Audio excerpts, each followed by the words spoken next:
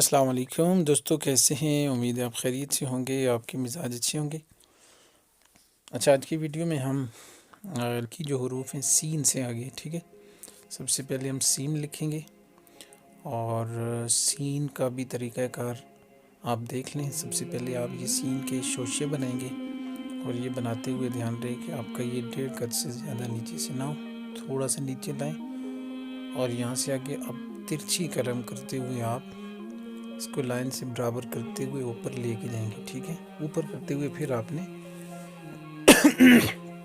इसको पतला कर लेना है, ठीक है जी।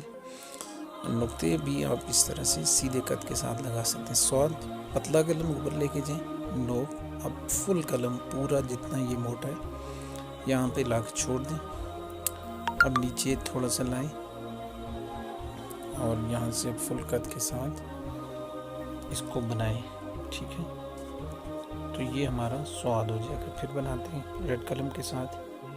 तो ये मोटा कलम नीचे लाएं और अब यहाँ से आगे नून बना लें, फुल कलम, और ऊपर जब लेके जाएं तो उस कलम को तिरछा कर लें तो आपका ये दौद बन जाएगा, ठीक है।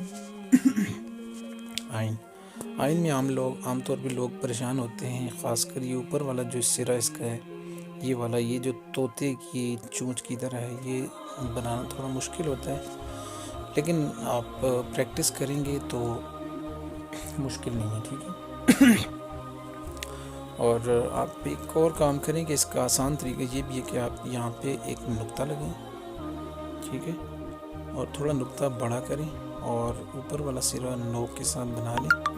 अब ये नीचे वाले को ऊपर ले जाएं, ये लेते जाएं और यहाँ से फुल कलम के साथ इसको ऊपर ले जाएं, आपका आइन बन जाएगा।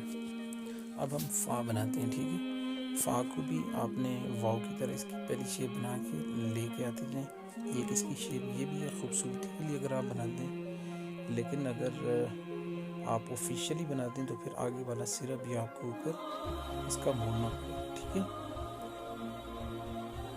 तो ये वाव की तरह बनाएंगे और यहाँ से सीधा आगे लेके जाएं और ऊपर मोड़ दें, ठीक है। ये ऑफिशियली हो जाएगा।